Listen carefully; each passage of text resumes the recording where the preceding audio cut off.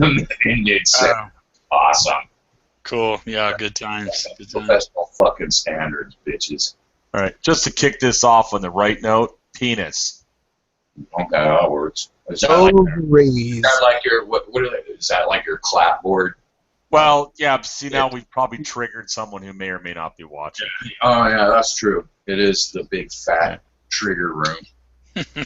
Just for anyone who's listening, it's not rape. It's called second thoughts. You just didn't like it. It was called bad sex. Get over it. Ooh. No That's what means happened in college. yes means anal. Yeah, that's what that frat was doing. They got him into. I think I remember that. Look, honey, you went to the party. You drank the drinks. You woke up in some guy's bed. You got to explain it to mommy and daddy. Hang on, I might be able to get David Scott Smith in here. You might know him. I think we've just pissed off half the internet, haven't we? Well, let's work on the other half now. All right.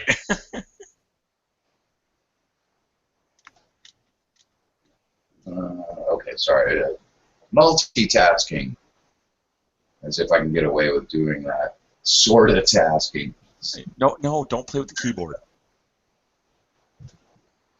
You still got that annoying cat. Yeah, she's laying on the desk here, and she wants to tap the A key. Yeah. Okay, well, I know she's going to fuck up. What do you got for us today, Aldous? What's going on with the Truth Monger files? It seems to have quieted down, but I know he wants me. And to tell you the truth, my boot wants to join up with his ass. Well, and I'm happy to throw him a shotgun wedding. Honest, I am. You want to shoot him the leg? You have a standing invitation. Oh, same goes for your friends, too. I don't know what they're doing, so. But I removed the 18 only. Well, the one isn't quite as comfortable with it, and the other one hasn't gotten back to me. All right, no worries. Okay, well, dead air. There we go. What else is going on? We privately talked shit about the ostracizing tactics as exhibited by Captain Andy. There's that. And for me, it's a larger issue. Is anyone here familiar with a user named Vernaculus? I am. Yeah, smart young guy. Libertarian. Yeah. Crazy ass. Is he a libertarian? I presume so. He's kind of. I don't know. I haven't felt that out yet. That's why I like Vernaculus. He doesn't do the everything about me can be summed up in a word kind of thing. He just sort of. Yeah. Well, I wasn't trying to box him, but. No, I mean that's what I like about him is I can't sort of pinpoint it. From that perspective. Yeah. But yeah, I like the channel. It's a good channel. Yeah. Well, he did that video about this Stephanie character. Stephanie, I don't think I saw that one. I think I have it. I'll get the link. Hopefully, I can do that at the same time and keep talking at the same time. I know it's difficult. I can do it. You can do it each. But no, and it was off of a TED Talk. And basically, this person was justifying the use of Twitter mobbing. And her example was the guy who did the Punch Anita software. You know, those games that have been around ever since. Yeah, I know what you're talking about, yeah. I remember back in the day, it was like, Punch Clinton, Punch Bob Dole, or, whoever the... Right. Whoever you want to punch, there's always a market for that. Punch someone, right? I think I've even seen a game out there was Punch Sarahan, but I'm not sure. I'd have to go find it. I always consider them like the Flash game version of those stress squeezy things. Right, exactly. Yeah, like, fuck this person, I'd like to hit them, only I'm not insane, so I'll virtually hit them. Like, like the entire audience that plays, like, GTA and shit. Yeah. You know, it's like I'm gonna run over this hooker and like fucking set a building on fire, and then like snap a dog's neck and then defecate on this old lady's porch, Well, I like all what, within a 31-second period. Because you know why? Because I don't want to do that for real. Because I don't suck, right? You know, that sort of thing. But get out the aggression vicariously. And have a fucking laugh at it. And show right. you, hey, look at this! I'm punching Hillary. Right. You know, that's what it is. I mean, I remember doing that shit at bowling. You know, all the fucking IT geeks going, "Oh, check this out, dude." There should be a game where we just make people we dislike like talk to me for. And I know for my organization. Oops, Like, I want to make Hillary listen to Sarah Hahn. That's right, bitch. Listen to Sarah Hahn talk. That's right. Take it. Fucking listen to it. You don't like it, do you? You fucking asshole. This is what you get. 5 minutes of listening to this idiot. Yeah, there you go. Anyway, that's the link if you want to peruse it later. It's kind of I put his commentary in there. There's no way I'm not giving that bitch any fucking views, or thinking even a view mistaken as approval for what this horrid person is saying.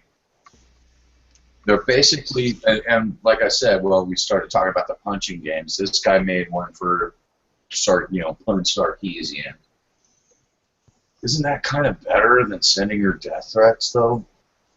But that makes sense. No, I think it's because Anita wanted the death threats because it meant that she wouldn't have to send her own. We won't get into that. I might change the world. I think what she's really upset about the game is she didn't think of the idea herself. Yeah, that is a bummer. Oh yeah, if you could run it through a shadow site and get the clay. Yeah, get all the ad revenue that way. See, then she wouldn't be complaining. Oh, she still complained because you had to keep up. Oh no, not as loud because you wouldn't want it shut down. Just loud enough to drive, Yeah, attention. just to drive people there to get them to play it. But this woman was premium to sell tokens to hit her harder. Yeah, no, this woman's describing actually what she is doing. This isn't a hypothetical. She actually picked this dude out, and I guess I can't remember, a very high number of followers. She's a fairly prominent person. She's well known, at least in those circles. Maybe 5K Twitter followers, something like that. So she started some shit with this, to initiate it. I don't know if you've ever gotten even a hint of being Twitter mobbed. It happened to me a couple of times. Yeah. And it's like, well, I'm such small fucking potatoes, and there's nothing really to lead to me, and it's like... Oh, careful, Beach. Potato is a trigger word to somebody. I'm sure. Potato. Yeah. Not your potato. Put that one on the list. Yeah, potato. But she describes this, and she's got this little look of glee on her face, like she's actually doing something to save the world when she's going through this whole fucking spiel. And then it moves on from that, and then it's like, oh, time to dig into his business. And I guess the kid was I don't know if he was in the workforce. He's got to be like maybe early mid-20s. Yeah. I guess. I'm not so sure. But up to the point of finding out where he lives and who potential employers might be, and emailing them and bombing those people to say, don't hire this guy. And this has gotten to the point where it's normalized. It's becoming normalized that this is okay. Yeah. And along with Captain Andy, he does it on a much smaller scale, of course, because he's fucking nobody. But this woman has more of a soapbox, and you listen to the rationalizations, and it starts sounding like the same fucking rationalizations you heard during the blacklist, during HUAC, the Red Scare. Yeah. Or the purges. And I'm not saying it's on the same level, like, oh my God, dude, all those feminists are going to send us to the gulag, like those nutter MGTOWs or anything, but it's the same operant behavior. It's the same, and even the same fucking vocabulary in some instances. And you listen to their voices, and like I said, you're watching this woman standing, and she thinks she's doing God's work, basically, for lack of a better term.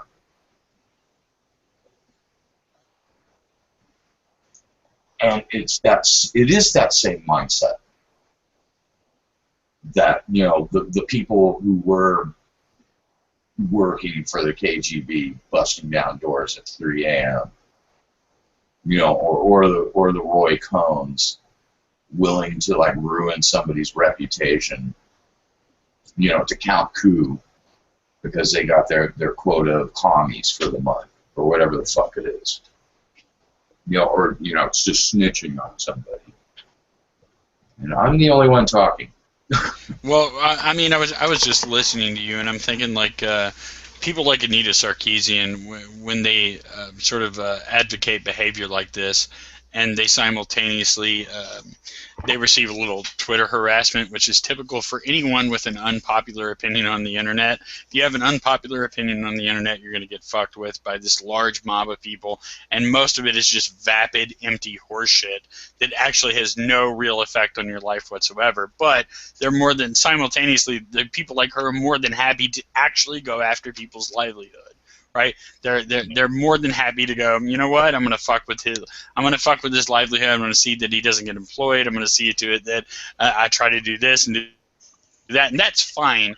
But being called a twat on Twitter, right, and having some fucking random asshole just go, you know what? I want to chop your head off. That's horrible, right? Even though it has no actual impact on their life whatsoever, aside from a little internet PTSD wherein It's actually they're so traumatized. It's not an actual threat either, by the way. I want to chop your head off this. Right, that's what I'm saying. It's complete nonsense written by people who will never act on those threats. And you know how I know, because I've heard a million of them myself. I've been online for a long time. I've heard a lot of people tell me they were going to kill my family, they were going to do this, do that, and I just go, yes, that's very fine. Good for you. Give it a whirl. But I mean, like, it's very... Death threats from Muslims because you made some video at some point? Like, not many, just a couple, like little, nothing. Very small potatoes. Yeah, I've never actually been like on the receiving end of a large amount of shit, right? Like I've never had that happen to me online. But should it happen, guess what? Don't give a shit. Don't give a fuck. None of it's tangible. None of it's going to amount to anything at all.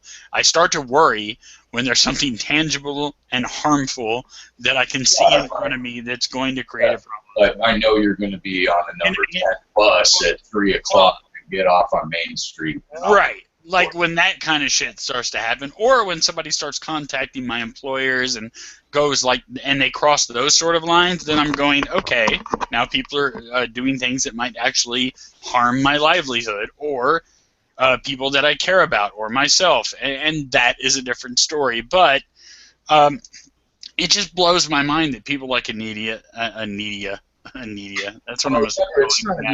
Remember, and the link to this video, I did mention that this woman was reacting to Anita's game, but she's not Anita. Just sure. Right. I know, but it's like the same sort of, well, she couldn't possibly do anything like that because she has a sort of reputation. Like, she can't be blatantly hypocritical, I guess, like to any sort of, or to a degree that would sort of implicate her. But her handler is. Right. Like, I mean, she can't really directly contradict some of that. Macintosh will. Yeah, oh yeah. Yeah, that guy. Talked about how deranged we were for enjoying a presentation of a video game that included violence. Oh my God, they're cutting off people's heads. What's wrong with us? Yeah, Doom 4? He said it in a manner as if we were watching live footage of people getting their fucking limbs hacked off. And what's wrong with us? They're chopping everyone's limbs off. We're sick. We're fucking sick. Yeah, make it sound like it's the Roman Colosseum, and it's interactive too. If you cheer loud enough, you'll decapitate the victim or the guy. Like, I mean, there's no like I hear shit like that, and I'm like, there's no fucking way you're this dumb. There is no goddamn way you're this dumb. There's something in this for you. Well, they fell flat too when they tried it. They tried to make a stink at what is it? Was it the Tripoli? Or was it a convention in San Diego? It was E3, yeah. It was E3. Okay. Right. Well, it fell flat because they just cried wolf. Well, of course it did, because nobody's hearing that shit because we're all sane. We're all fucking playing a game. We understand that when we're all sitting around the coffee table throwing dice around, nobody's dying. We get it. Right. It's a fucking simple concept. So Sirhan, this would be like PETA going and protesting the Pokemon Championships for animal cruelty.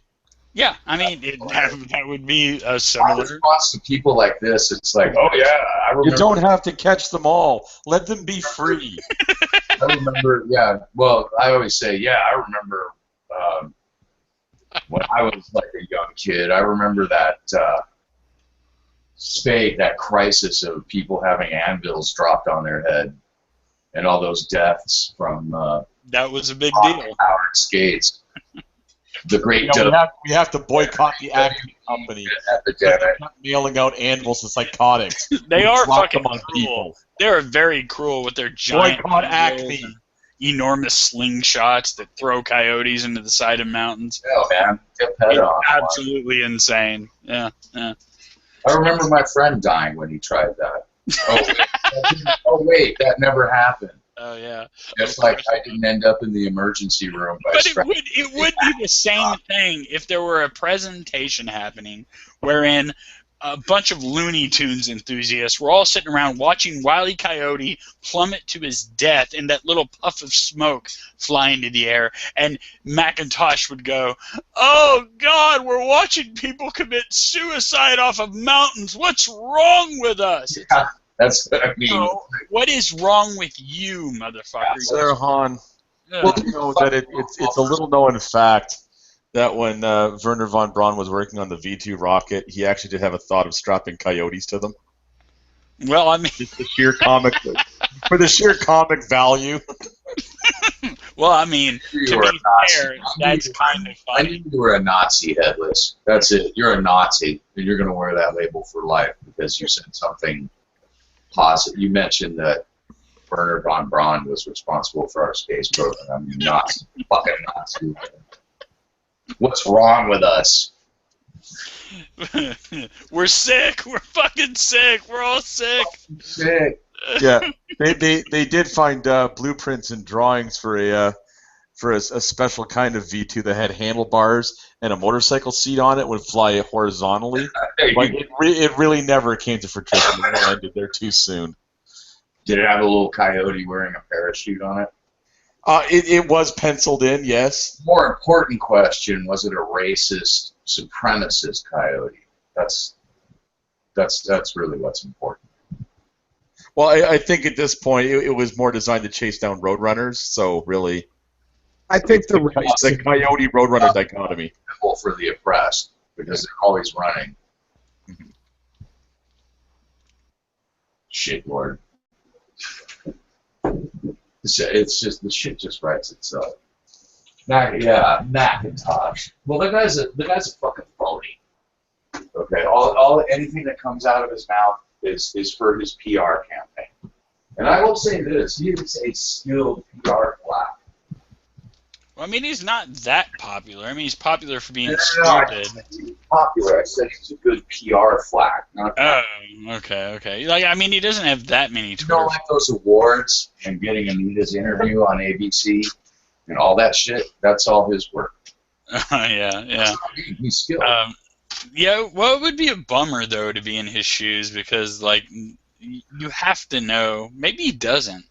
Does he think that most people think, like, he's, someone to be taken seriously? And Oh, I'm sure there's a little ego inflation there. It just amazes me. Like, Believing, nobody likes this guy. I'm sure there's a bit. Everyone thinks he's full of shit. Yeah, I'm sure there's a believing of his own press. Right. Have people around you kissing your ass constantly. And I also love the way Anita Sarkeesian is portrayed in the mainstream media, which is just fucking great to me. Like, she's just portrayed like exactly how she wants to be, which is like some sort of victim of the mob, you know. And like even Wired magazine, which I read on a regular, had a little blurb, like a one-page article about Anita, wherein they were talking about what a hero she was, because even in the face of such a cruel opposition, she continues to spread her message about sexism in video games. The orphan in the woods narrative that overcomes all obstacles. Right. Joseph. Even though she's had zero obstacles. But like, I'm telling you, zero fucking obstacles. Not just the media on their own. You have a PR flack, and if you look at PR flacks for like celebrities and shit, they get paid big fucking money to do shit like that. Well, sure, but she's not a celebrity at all. You've got some kind of juice too, because I've seen this fucking before. It works in politics too, because obviously, you know, you're gonna have your PR flacks out there. But I'm talking about using networks. Like, I'm pretty sure, like when Brianna Wu got on that MSNBC affiliate, I think it was in Boston, she knew somebody that worked there. And that's how she got on.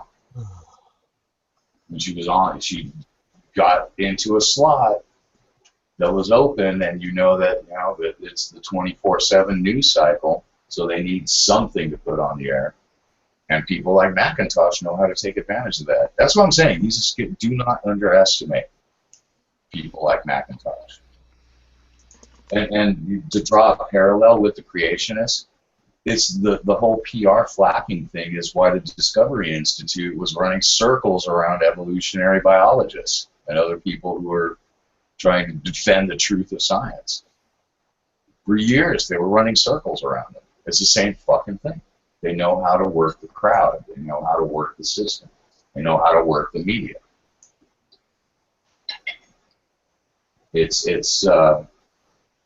Don't underestimate PR. Don't underestimate a guy with a communications degree if you're dealing with the public. You could have the truth. Yeah, that's a good point. You could have the truth. I know that you want to call it. Yeah, McIntosh is an hysterical fucking bonehead. Well, I always do this thing where I forget that when people like him come along and they introduce their narrative to people that haven't heard anything yet. They're brand new to the narrative, right? They're just now hearing it. It's a different experience than when I hear it, right?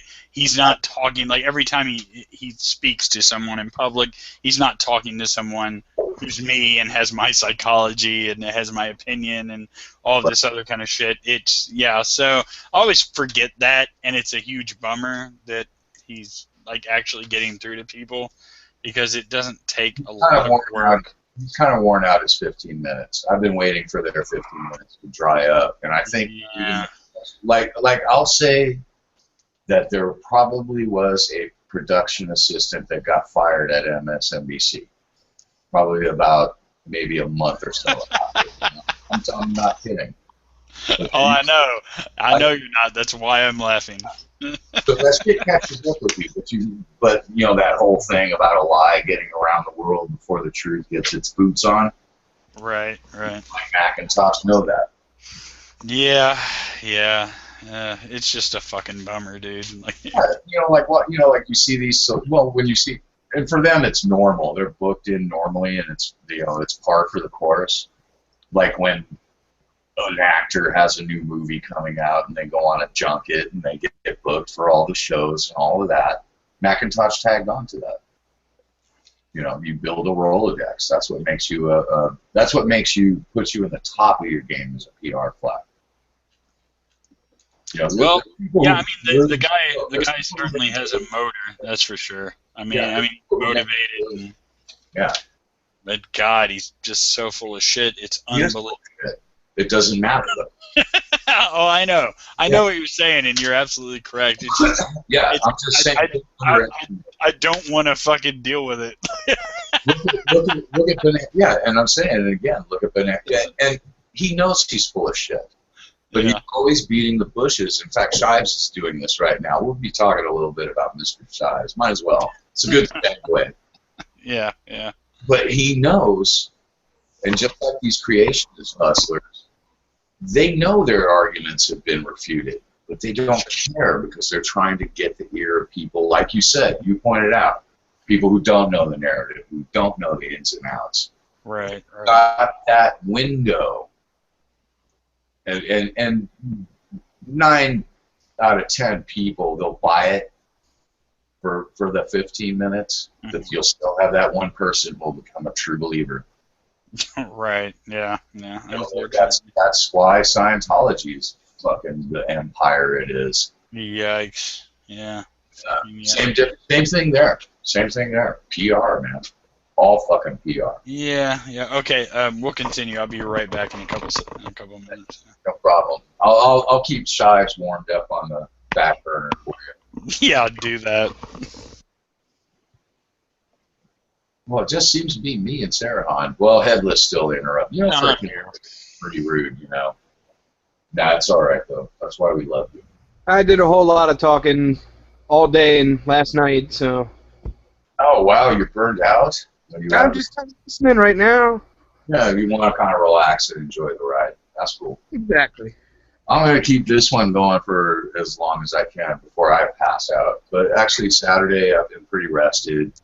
I'm pretty ready for a late night. Be a night owl by my own choosing, not because I have insomnia. Very good. I don't know. It's kind of like you know Penn and Teller, right? Yes, of course. Yeah. When they go and they say they hardly ever do it. They go out for like dinner like maybe 3 times a year, and when they do that, Penn is the quiet one who's listening as Teller runs at the mouth. So it's kind of like that situation where the roles are reversed at this point. There you go. Well, I like to keep the conversation going. It keeps me in practice. Actually, it exercises my brain a little bit. So yeah. We're kind of doing the SJW thing, but it's kind of a thing because, Captain Andy trying to do his thing again. That's on a personal level. And Shives has been really going after it, but I'm kind of like going in a holding pattern around on that one until Sarah Hunt comes back. Just keep circling. Yeah, keep circling. Well, basically, Shives has been out beating the bushes again because he realizes he's blocked everybody that even remotely disagrees with him, and all he has is his Hugbox choir, and it's getting stuffy in that identity politics bunker. And they're probably all out of money, so you need, you need new sheep to fleece. Right. Because, they'll get tired, and Patreon contributors will drop off for, whatever reason. Because, sorry, I got my bills, blah, blah, blah, et cetera, et cetera. So views, dollars, if you're just in that, if you're just coasting like that, it's like a shark. Sharks have to keep swimming, or at least most species. If they stop, they die. Or if they stay in one area, they die because there's nothing left to eat. So it's kind of like that. Oh shit! Well, I guess I was due for a brain fart. I lost that train of thought. Went off the rails. But there's other things to talk about. What the hell else is going on? Oh, there's the shooter. Great. Let's have the same argument about guns that we've had time and time again. I'm so tired of refuting the gun haters, which, that brand. I'm not against a decent fact-based, rational discussion on gun control. But, especially, the ones who irritate me the most are the Euro trash. you know, they like to chime in, yeah, you Americans and your guns and that. You know, because they only watch the media. They see everything through a media filter. Right. So they buy into that narrative of the crazy cowboy. We're all sitting around polishing our guns and hand loading shotgun slug rounds and shit while reading our Bibles. But really, yeah, the Southerner hating too, and that probably get in there too. But it's funny because they go after the irrationality of your typical Bible thumping T-Billy, as the term probably, the T-baggers. But they do the same thing. They believe in a cursory stream of images carrying a narrative about, people living in the South or people who hunt, people who own guns, pulling out the same old tired talking points. It's all like, my favorite, here's one. I'm so fucking tired of hearing, but it says well-ordered militia. Are you in a militia? Then you don't have a gun. You don't need one. Well, thank you, Eurotrash, for telling me what I need and don't need when it comes to my civil liberties. Fuck you on that. Second of all, the first part does not limit the second part. What part of shall not be infringed do you not understand? My other favorite is the anachronistic argument. Well, that law was written when we only had muskets and guns are deadlier now. It's all like, well, okay, well, the First Amendment was only written when we had town criers and inkwells and quills and printing presses. So I guess it's okay for the government to freely censor anything that goes over the wire or on the internet or radio and television, because that didn't exist when the First Amendment was written either. But the government already does that, or at least the FCC does. Yeah, but well, okay, we can get into that. The reason is that things like radio and television broadcasting are pervasive. In other words, the same reason like billboards. Like that's why if you notice that optometrists have pictures of eyes, but a gynecologist can't have a picture of a giant Herkin badge on his head, because you're going to see it without being able to help it. Yeah. Okay, I'm back. Hello. It's the pervasive rule and community standards, if you want the general idea. In other words, I as being, Joe Public, can avoid seeing that billboard with a big Herkin badge on it, or someone saying shit on a radio with a channel I'm listening to that's being broadcast publicly. May or may disagree with, like their standards, but... Yeah, I dream of a day where the FCC doesn't exist. That would make me happy. Like, the FCC seems like something out of a Philip K. Dick novel. It almost shouldn't exist. It seems really weird. Well, it's pervasive, but, you can argue with the community standards and that they're limiting. But the thing is, yes, it is pervasive. You may be riding on some form of public transportation, and the radio's on, and you don't have any control of it, and you're being barraged with this blue material that you don't really want to hear while you're in a public space. Right. I'm seeing the angle from that. There's shit I don't want to fucking see. Right. I mean, I kind of get. Wait, hold on, Sarah. Or Beach. What about back in the day when you had limited radio stations? Like today, we have how many that you can make the argument, well, just turn the channel. But back in the day, when we only had one local station. Well, what I'm saying, what about the situation I'm talking about, where you don't have control to change? Right, but I mean, I don't know. Like, I mean, what are you saying? That, like, are you sort of advocating that's the reasoning.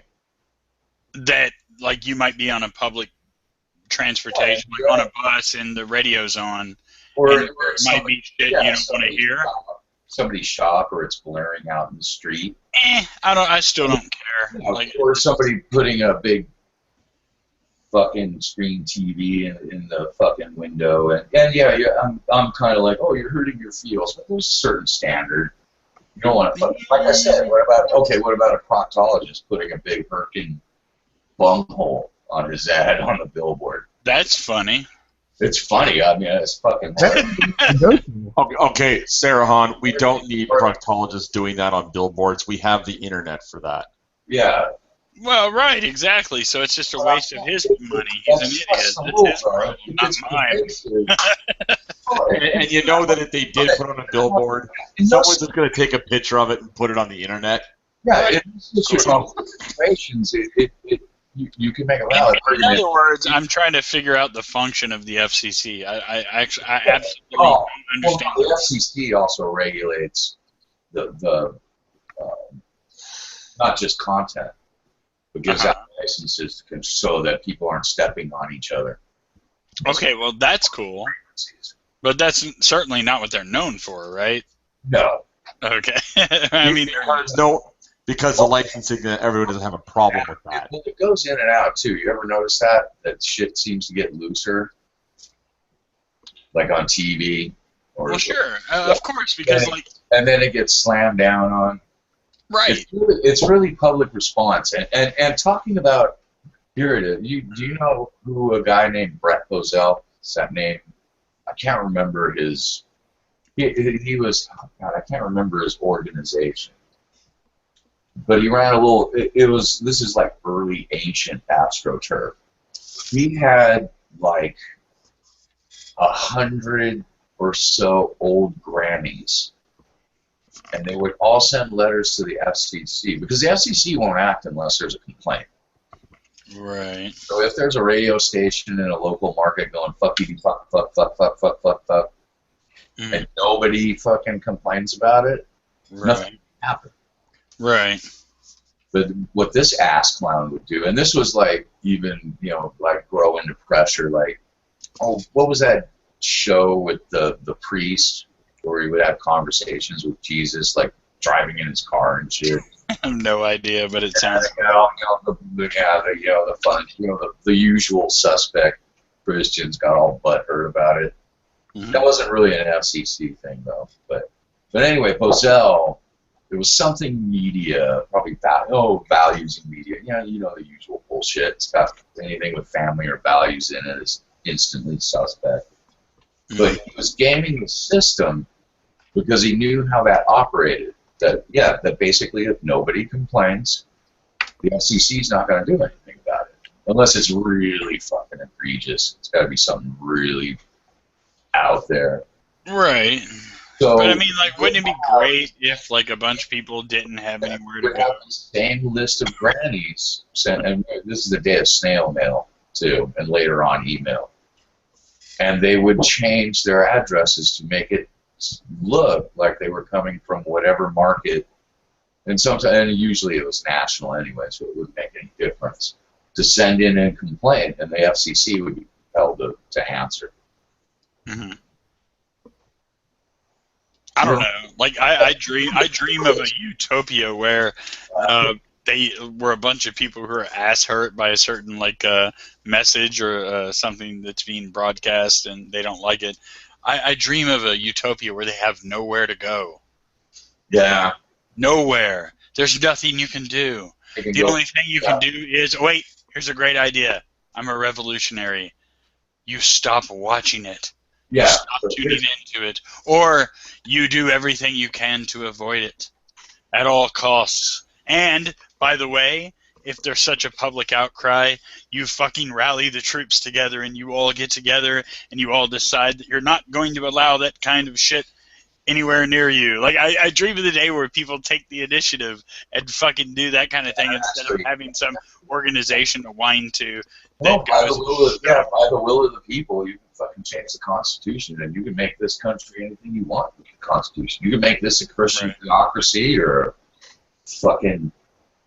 It's just silly to like, and I understand that I could be completely wrong. I get that, and I also understand that I'm never offended ever, and I understand that I'm a freak. I get that. I understand that most people at some point get offended by shit. I do understand that is where I'm different, and I'm in the minority. I'm not offended.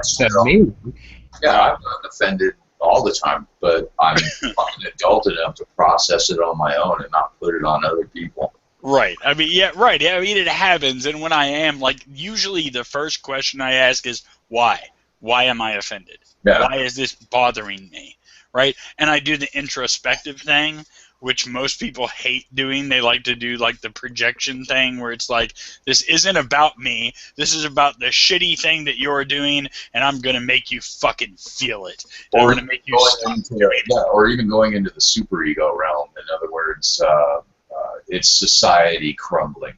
That's the other one. They're putting right, which you hear all the time. All the fucking time. And objectively, all society has done is get better. Objectively. Oh, it has. All the fuck it's done. You know one that I blow the minds of. I blow the minds of all of those. What would you call all the people who kiss ass of like people like Julian Assange or whatever? Right. At no time in history has our government been more transparent than it is today, and that is a demonstrable truth. Mm-hmm. Right. I mean, and that's only one way in which we've improved. You know when you hear about these scandals, like in Congress, what's a good one? Yeah, there was that guy in the 90s who had that cash hidden in his refrigerator. I think he was a Democratic representative from Louisiana. Yeah. Or these like little backhanded book deals and shit. Mm-hmm. You're actually hearing about it. You don't have to go back that far.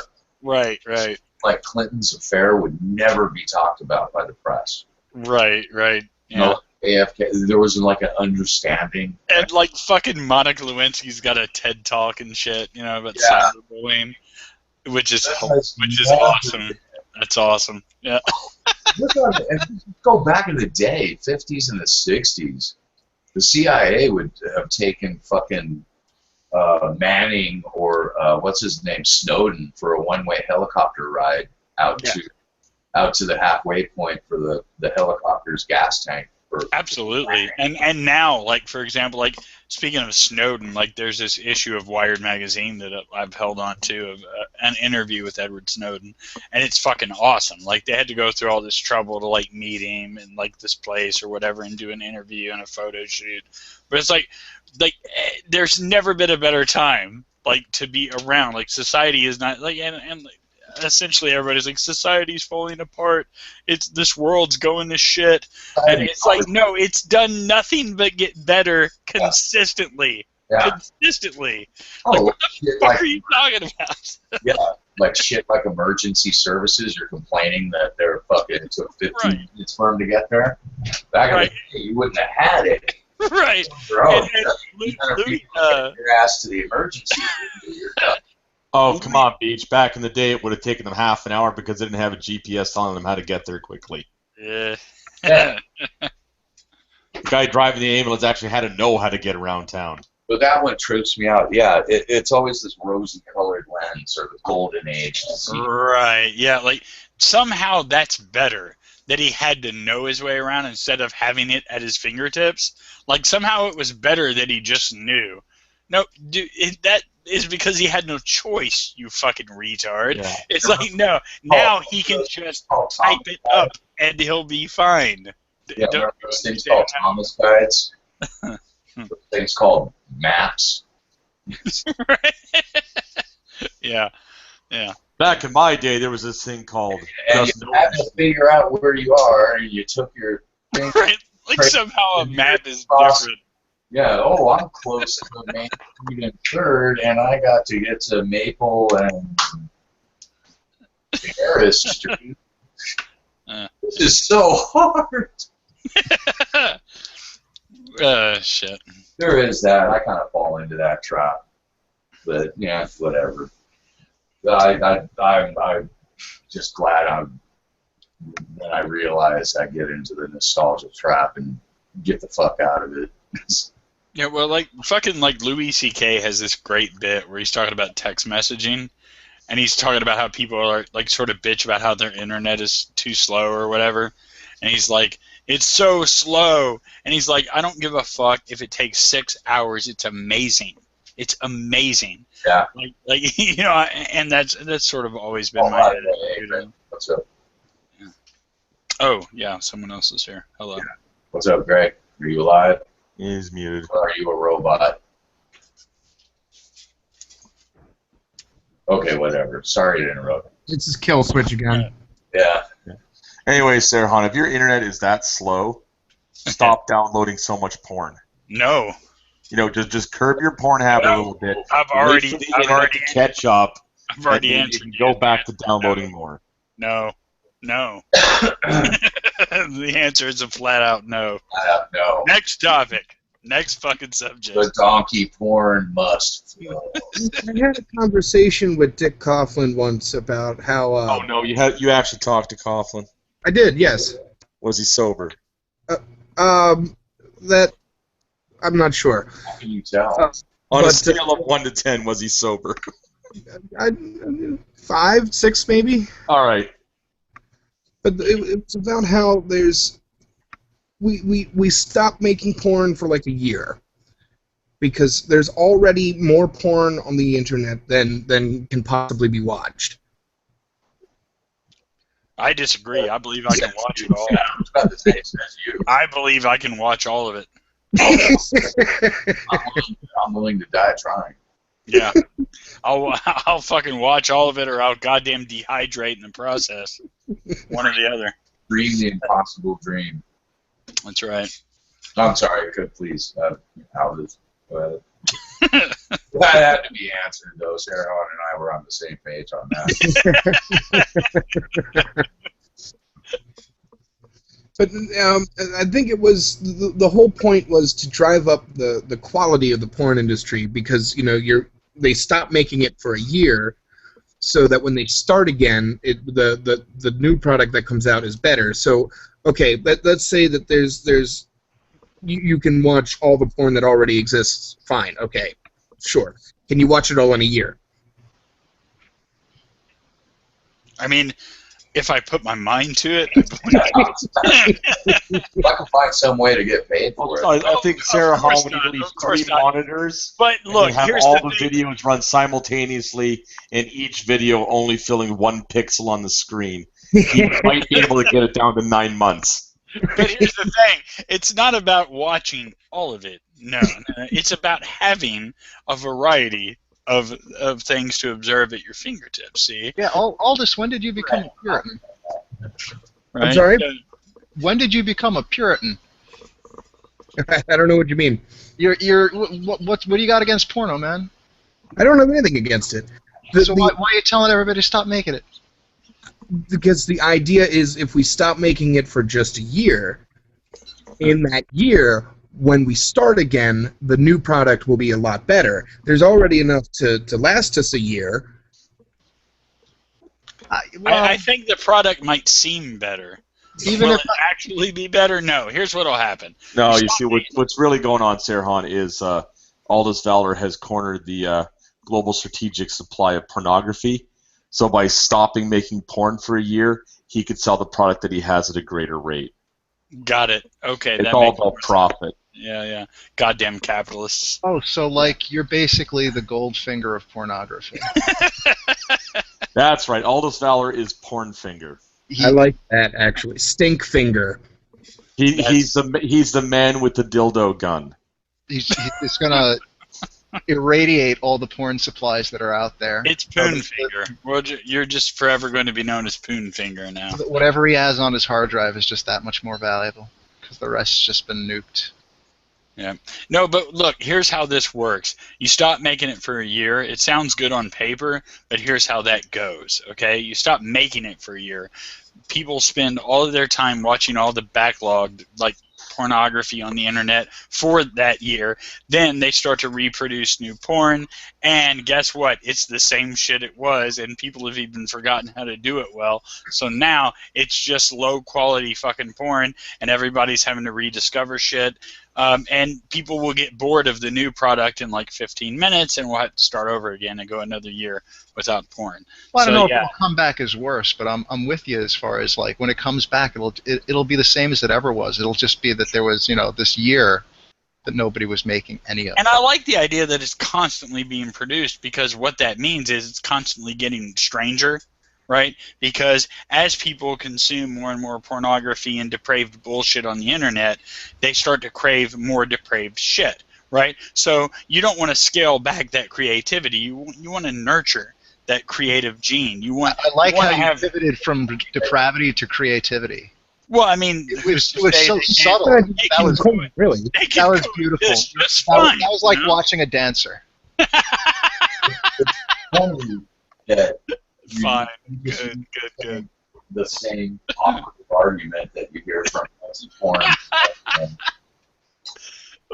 Shit. Well, what I'm saying is that I get it, but it's get it. It's so funny. It's like that's the shit I used to hear from like who was it? Diana Boston and. Oh, what? Wait, what? God damn it! Really, dude?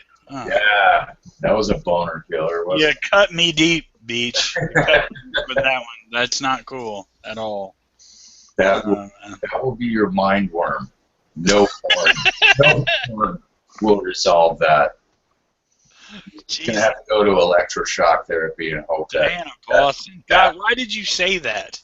Yeah, like, you just ruined the whole hangout. Yeah. I'm fucking done. Oh, Beach, man, you always fuck shit up. Yeah. Oh, I made great. Oh, come on, Beach. Let's go jump that. Let's go further here. Good choice. Why don't you just nuclear knight it from orbit? You what? I didn't get. Why don't you just nuclear knight it from orbit? Shit. God damn it! What is happening right now? What is happening? Well, you know what it reminded me? It was actually because I got along with those two, because I didn't know it. They were regulars in the Mendham penalty box, because they used to get kicked out all the time. Sure. She's fully crazy now. You know that? Yeah, she talks to her little pet mouse. Who? And not a pet. Diana. Oh, okay. Yeah, a mouse like invade her apartment and touch her roommate. She was always fucking crazy, man. Like always. Where it's being displayed. It was being displayed on her fucking YouTube channel. There's just no fucking doubt about it. Oh, and Nuclear Knight, yeah, she was awesome. Is she still on YouTube? In some form or another? I think she still has her Terry Strange.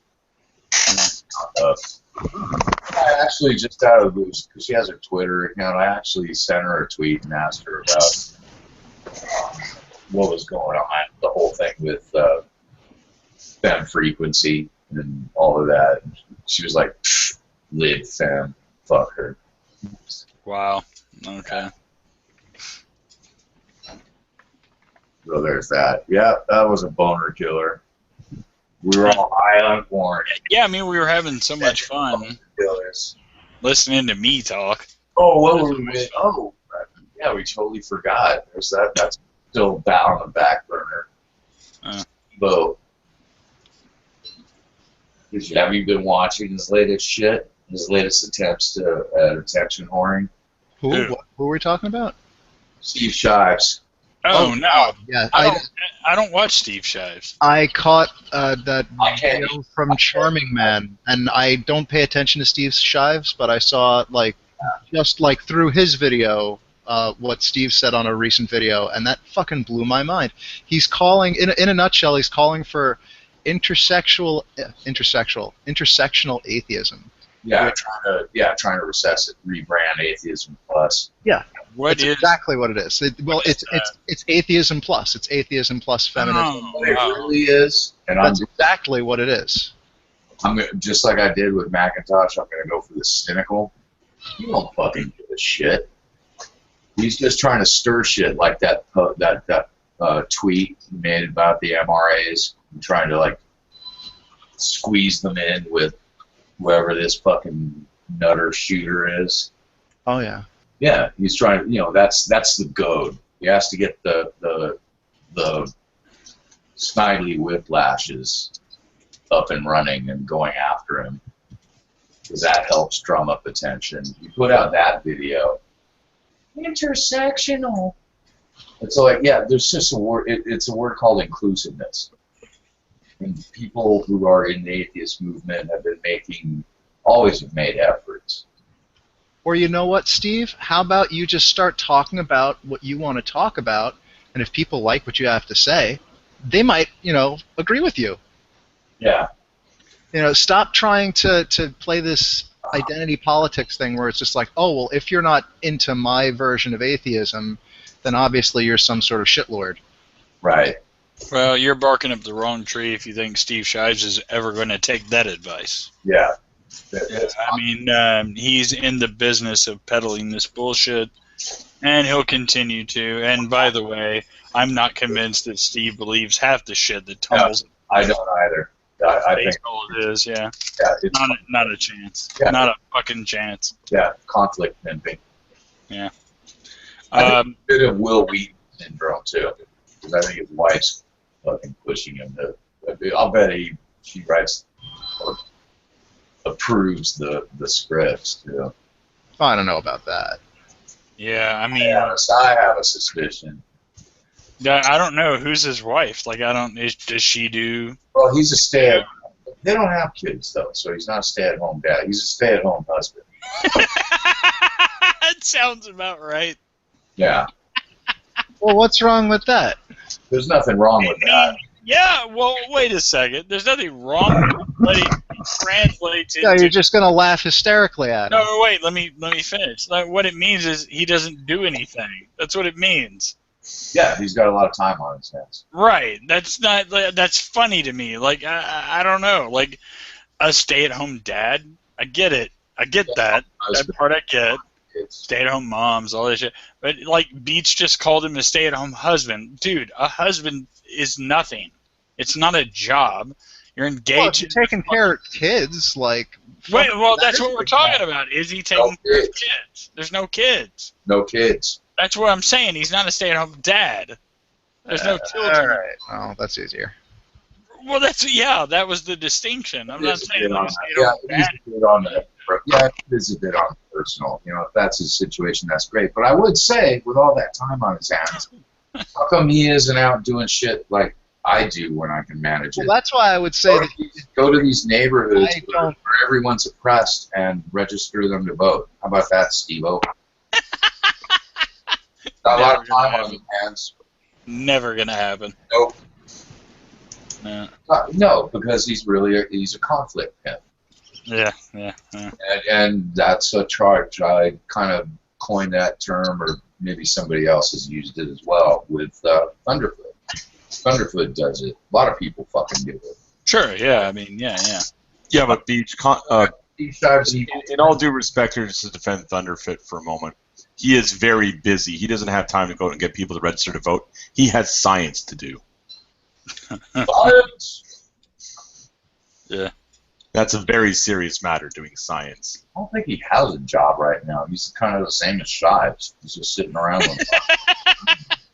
Hey, but still, he does have science. In all fairness, if you could make YouTube your job, good for you. Yeah, that's pretty badass. Like, I mean, but when you start waving your fucking finger in other people's faces about not doing this or not doing that, it's like, fuck you. Yeah. But well, I mean, that's how they make I know Steve doesn't have another job besides a YouTube job, so that's why I would say I don't think like I said, that's just one. GOTV is just one thing. There's a whole fucking. How come he isn't down there wherever the local Black Lives Matter chapter is doing stuff? Well, prostrating himself. I have a suspicion that Steve Shives. Now, this may be way outlandish, but I have a suspicion that Steve Shives might be a pussy. I don't know why I feel that. But I could borrow a page from Social Justice Warrior handbook. I mean, Steve Shives is the male version of like a white feminist. He's interested in goals that sound good to other academic feminists, but it's not really concentrated on like any sort of like triage perspective, right? Like where you're looking at things that are genuine concerns, like what Beach was saying before. Like, well, if you really want to do something for intersectionality, why don't you go like register, minority voters or people who might not normally have the time to register, like working class people. Or not aware, might need a little breakdown education of the process. If you're afraid about working with the colored, Steve, you can just go to the blue collar white folks. The answer is that he doesn't give a shit. He doesn't actually care. Look, I'm going to fucking say this. He thinks, and Robert Wallace does this too. He thinks every white guy is like him. And my betting pool that I'd like to put out there is, when did Steve see his first black person in his life? I would love to do like a what do they call that? Not on television. No, not seeing one on television or the movies. No, like an over/under. Like we all do sort of a bet, like an over/under. Like, but we'd never be able to find out when that was because there would be no honest data ever about that. No, it wouldn't. But the thing is, this is where I get fucking uppity with Shives, is he is that person. He did grow up in a woolly white background and didn't interact with people of color or people. Of course he did. Well, to be fair, well, I guess this isn't going to be fair to Steve. I'll bet the fucking farm on it. Oh, fuck yeah. Well, I was going to say, I mean, that's pretty much what I grew up like. Like, it wasn't until I went to junior high that I, knew my first black person. Yeah, very white neighborhood. I don't think I don't think that's a good enough excuse, is what I'm saying. Right. But you're not wagging your finger in my face. Yeah, well, that's what I'm saying. Like you, because I have the same melanin count. Even if he grew up deprived of any sort of cross-cultural background when he was a kid, fucking cares. Like, get out there and meet people. Right. How old are you, Steve? You're like fucking 40. Well, the thing is, I think he really was ignorant and was. Or probably still is. Okay. I mean, come on. Let's be real. Those experiences are through third-hand means, really. Oh, I'm certain he is, because he was such a... Look, I'll tell you right now, I've seen bullshit fucking racism, microaggressions. I've seen black guy. I've seen a cab blow by a black guy and pick up either a white dude or like a bunch of like Asians down the block. I've seen shit. I've seen black cab drivers do that too. Yeah, that's the problem of racism. That because it's not just for white people. No, the lone black man. That shit's fucking. It does have an effect on our society. But I've seen it, Steve. I've lived it. I remember working at the May Company down on Pigo. I was take on a school break, and I worked. What the fuck was that? Oh, men's accessories or whatever. And I knew this guy, the spook, which is probably the wrong word to use in this conversation. But this guy was like the ghost. He was the shop dick. And you'd see him. He snuck up on me several times, man. And I was like, where the fuck did you come from? Because you'd be watching the employees as well as the customers. Just rises out of the floor like a vampire. Dude, not kidding. People did call him the ghost. I kind of got hip to his tricks after a while. It was kind of a game. But anyway, when you saw that gaggle of black girls walk into, because there were other dicks in the store too. This was kind of like a main, multi-floor main company. Boom, boom, boom. Just like fucking wolves stalking a fucking herd of deer. They were all over the place. See a gaggle of fucking white teenage girls. Didn't happen. Maybe one of them would keep an eye. But I've experienced, the point is, I've experienced that shit. Yes, it is real. So when I have this, cunt who doesn't have that fucking experience that I do, and from growing up in some funky neighborhoods and living in funky neighborhoods, I get fucking pissed. It's like, correct yourself, motherfucker, if you must. Good for you. But don't fucking lecture me. Because I'm from the street. You're from Sesame Street. So fuck you. There, I'm done. I'm out. What say you to that? Wow.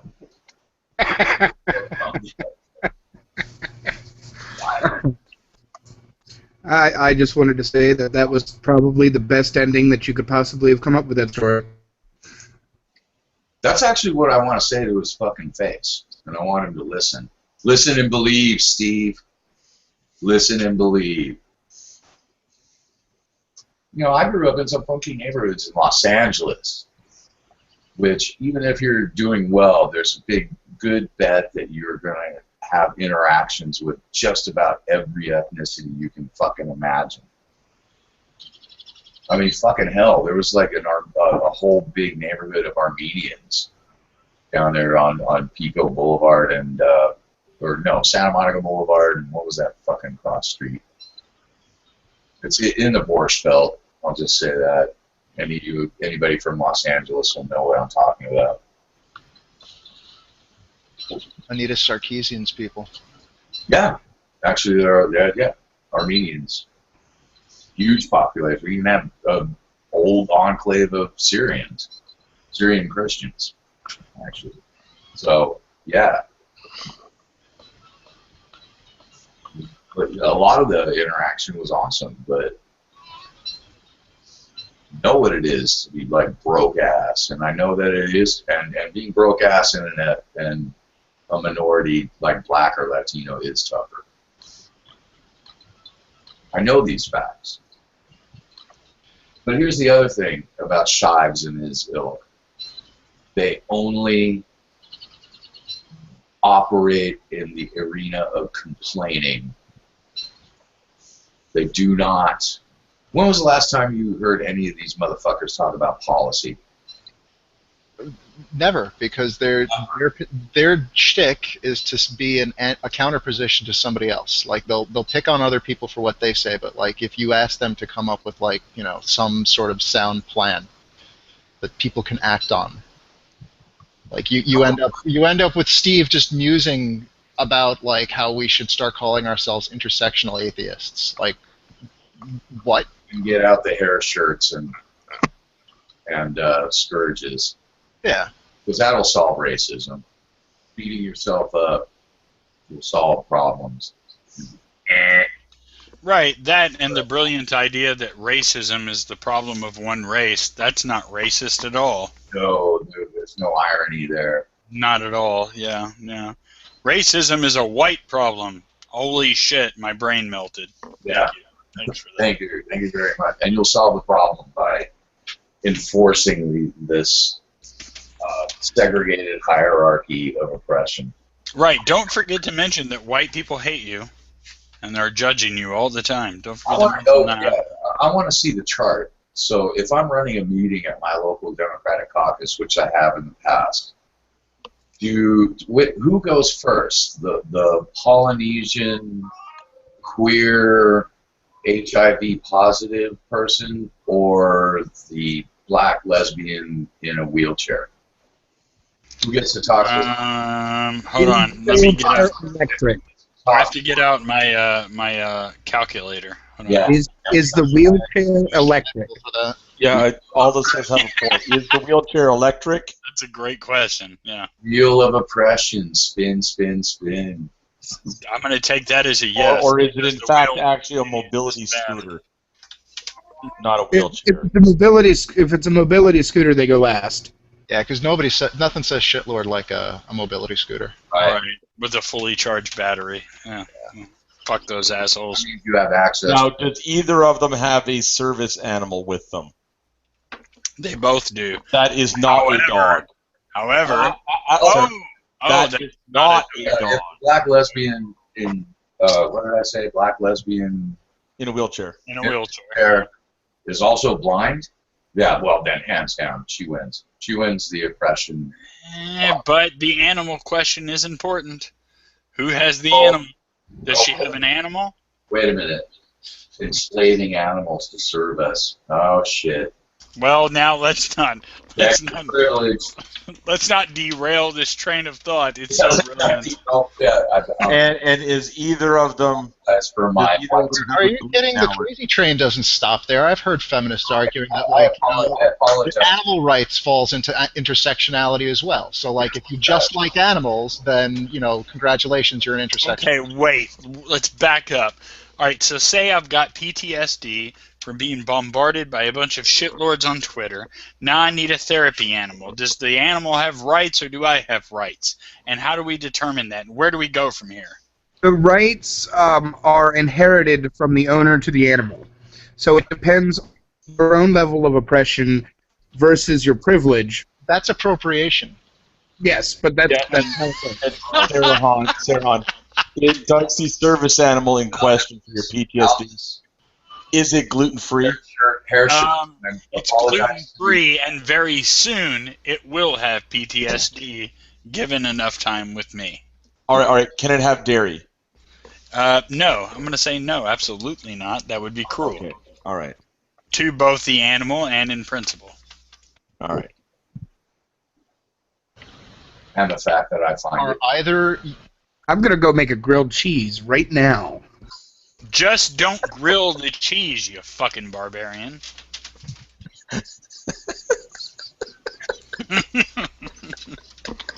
The cheese is fine. Just don't grill it.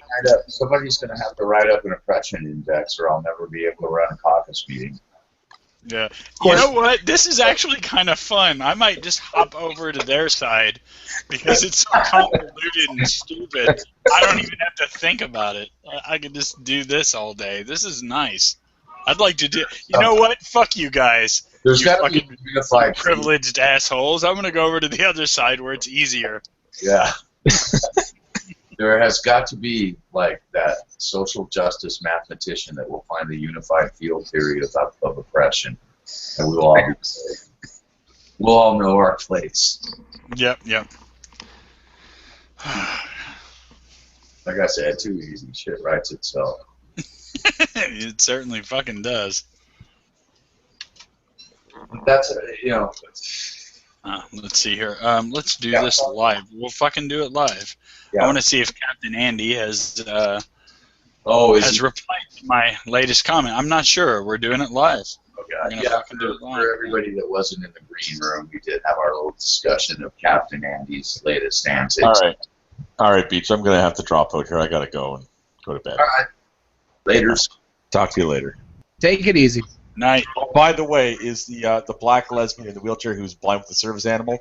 Are they also a conjoined twin with their transgendered brother? They are a conjoined twin, but the brother is not transgendered. Okay. Right. So yeah, sleep on that. We have to work on this chart, people.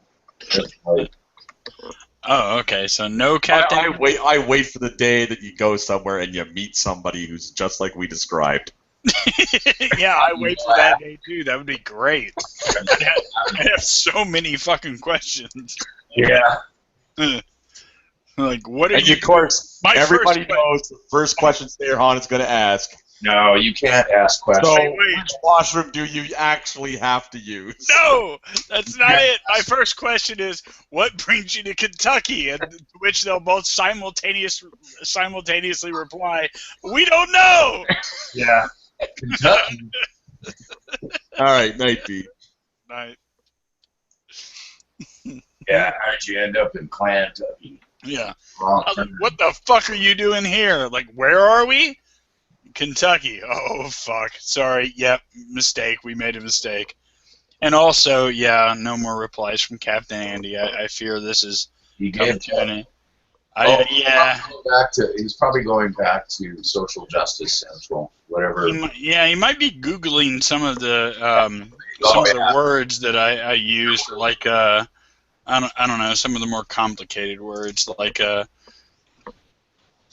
let's see, explained, That's a He tough is one. by far the Race. Well, actually, he's probably dumbest of all the SJWs. By far, Captain. Yeah, he's pretty dumb. Like, I've been actually thinking that there might be something wrong with him. Like, literally. Like, I'm reading his comments, and I've essentially the There is last... something of like a Jason Bourne vibe from him, isn't there? Yeah, that's I'm definitely like, no matter who's doing a Captain Andy, they're always punching down. but you know what? Oh, yeah, no shit. Like he's just not. He's not prepared. Okay, this is who he is. I always remember Jean Valjean, but who was the fucking inspector? What was his name in Les Miserables? Or I've got another one. That's a more. Oh, Javert. That's it. God, Yeah, that's the guy who's going after Jean Valjean. But Yeah. he's I would say that like I drew this analogy before on Skype. He's basically like War Corps is the MRA version and Captain Andy is the SJW version. They're both morons. They're both completely unprepared for being on YouTube, and they like the best content they do is like when they're cooking shit. So they should just switch all of their content, each of them. Oh my God, I sense it. And just like, do your vegan recipes, make chili, have fun, just fucking stop talking about anything having to do with politics. I see a Odd Couple style sitcom in the making here. Good stuff. That would be great. We could sell that to Food Network. This is the Whenever Hangout. He wants to come in here. I don't care. Oh, he'll never come in there. What he's really doing is he's going back to Captain Andy? Captain Andy or War Corps, neither of them would ever. Okay. Yeah, no fucking way. Why would he ever want to talk to me? He can't even type to me. Yeah. Come on. Trying to convince you of the errors of your ways for hanging out. Yeah, I mean, I'm fucking ready for it. Yeah, hanging out with me, which makes And he knows that's you're ready for it. And as we've explored, Captain Andy, you know why he hasn't responded? He has enough. He has enough to go back to SJW Central Star Chamber and write up your indictment. It's coming. That's fine by me. Yeah, your sub trial is. It, by the way, needs to be written up because that needs to be on file because I think they're all like absolutely fucking stupid. This is like the old Stalin show trials. My crimes are your crimes. Right. Them. Yeah. Look, like, and I've tried to explain to fucking people like him, in the past. I don't do the ideologue battle where like you're an SJW and I'm whatever it is you want me to be. I will discuss issues with you. Yeah. You will ask questions. I will answer them, and we will go from there. But I will not do this other thing. To be able to like think and process information. And it frightens him, and I understand. In real time with someone in an actual exchange. So it's much easier to just like have these, buzzwords and, pre-formulated thoughts and responses. It's like dealing with creationists. They're the same exact way. Sure. Yeah, only they have scripts and like they wait to hook certain words into their script and then they're off they go. Yeah. Whatever the conversation is, it'll be about their shit. Sure. Only I'll never play along ever. Basket weaving, and then Ever. Then you'll have a fucking conversation about oppression in the third world or whatever. Yeah. Yeah, I mean, I always like, if you look at the conversation between myself and Captain Andy in that comment section, you'll notice him attempting to derail the conversation and sort of bring it around to some other place, right? But I never allow that to happen because we're just going to come back to my original point over and over and over and over again until you either fuck off or you concede. And he chose to fuck off, which I knew he would, because that's what happens, right? I go, okay, listen, the criteria for you calling Beach a racist is as follows. Once upon a time, as far as I know, allegedly, somebody made a racial slur. That means he's racist. That's the premise, okay? I go, I have no fault with that premise. but basically I go, that's unreasonable for the following 90,000 reasons. Okay? That's unreasonable. And then he comes back and goes, well, and he attempts to change the subject to something else. And I go, nope, not going to happen. We're going to talk about how Good for you. the assertion that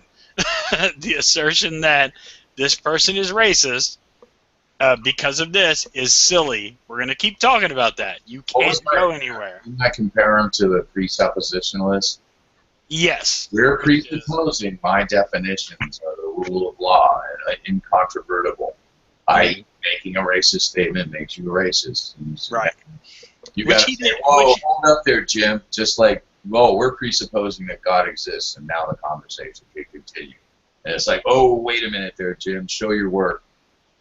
Right, exactly. And there is no work. It's just you're a racist, and this is my criteria, and you need to accept it. And I'm going, nope. Already told you I didn't. Already told you why I didn't. Now it's your job. This is the part where conversation comes into play. Now it's The your job. criteria is if I was told by the Star Chamber that he's a racist. Yeah, pretty much. Yeah. Well, in Andy's estimation, if you've ever used a racial slur in any context, regardless of what it was. Yes, but we've already explored that, like, Captain Andy's an idiot. He doesn't, like, he just makes mouth noises. Actually, He doesn't really think or understand, like, what he's saying. yeah, that operational condition is the rule, not the exception. So his stupidity is kind of irrelevant to that. He just repeats it, like a horse clomping its foot for its... I mean, it's fucking shocking, though. I mean, Very much that, like a horse that's been trained to clomp its foot a certain number of times. It's fucking shocking, though. It really is. Like, I mean, pardon me, but, like, it fucking freaks me out. Like, I have a hard time with that shit. I don't know. Maybe I'm an idiot. I don't fucking know. But every time I hear this kind of shit... You have not, had to interact with these people as frequently as Beach and I have had. I guess so, yeah. Unfortunate circumstance, too. Right, like, because I'm still doing that thing that people do online where you go, there's no way he's sincere. There's no way. And then somebody inevitably comes along and says, yes, dude, he's real. Stop deluding yourself. He's real. And I go through that a lot. Same thing. Right. You find other fucking bulldogs like that, brainless bulldogs like that in other areas. Oh god, like the race realists. I can't remember any names. They do the same shit. And you find, I wasn't around for that whole conversation. Yeah, that's right. Yeah, actually, you were. Yeah, it didn't really interest me. Like, I heard about it, and I saw a couple of videos, but I was like, boring, not interested, don't really care. But yeah, like it seemed to me the kind of thing like, we're just burning calories on this. Why? Why are we doing this? I don't understand. The race realism thing. Yeah, it's for great justice. I did it just for the conversation. Yeah. And to get information out there that, these guys are just full of shit. Like we were talking about earlier. For the people who don't know the conversation, who don't know how it goes. Right, yeah. Same shit with countering somebody like the Discovery Institute or fucking Side 10 or whoever's pushing their whatever bullshit they're pushing, using Robert Preston from the Music Man style tactics to sell their monorail for a Simpsons reference. So there, another lull. But yeah, that's kind of it seems like they're trying to make a big fucking push again, that little crowd, trying to establish their dominance. And well, I wish them all the best luck. Oh yeah. I mean, it's so bizarre to me. It's like you're never going to win the argument. Like, you have to at some point realize you're not going to win this argument. A lot of them do, but it's like they said, they're just looking for people who haven't heard the argument and getting it. It's such a fucking weird place to be. I can't imagine that. I really can't. Well, you got a bunch of soft soap you need to sell. You're going to keep trying to sell it. Yeah, I guess it's just I mean, I don't know. It's so it's the opposite of the kind of personality that they're peddling. They're peddling this personality where they're the righteous, they're the defenders of those who can't defend themselves, and they're fucking Robin Hood just fucking, and they're just so dishonest. It's so patronizing too, right? Like, I know what's better for you poor disenfranchised people than you do. Right. And the narrative is also simultaneously the following two things. It's as a privileged white male, I have no right to comment on racism. However, I'm a part of this movement where all the fuck I do is represent the minority and defend them. Like, wait a second, which is it? Yes, we'll talk about the definition of ally. But Ray, actually, you were talking about the what is it? The patronizing attitude. Yeah. Well, I don't know if Sarah's aware. Maybe Albus isn't either. But talk a little bit about what happened with Not Your Shield. No, I'm here. No, I know you're there, but you may not know about something, and it's related to Gamergate, but the issue still, it highlights the issue.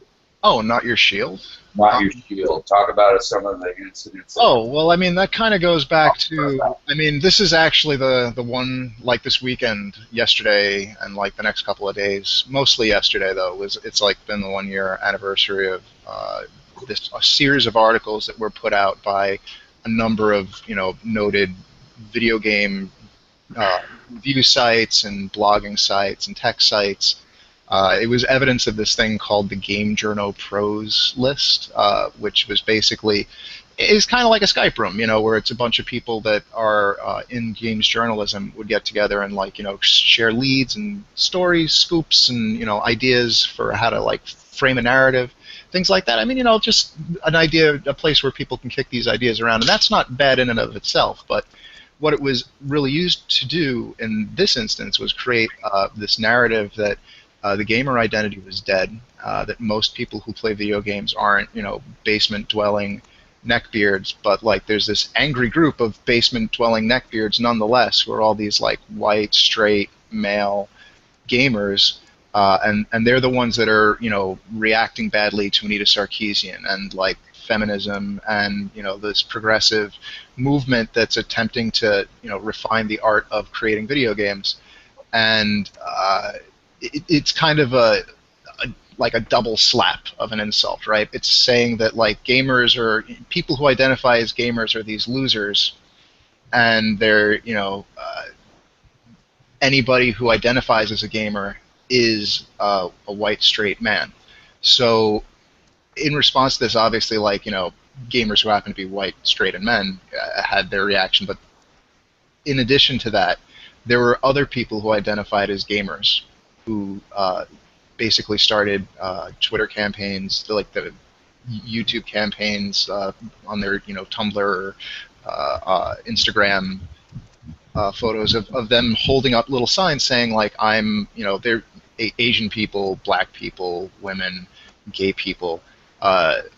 All holding up signs saying, I'm a gamer and I'm not your shield, and basically basically in response to this SJW narrative that anybody who is of color, of a minority position in society, would necessarily be on their side, and that was what Not Your Shield was all about. It was people who identified as gamers and yet were not straight white men, saying you fucking have us all wrong, and you're discounting us and ignoring our voices, and we're not going to take that shit.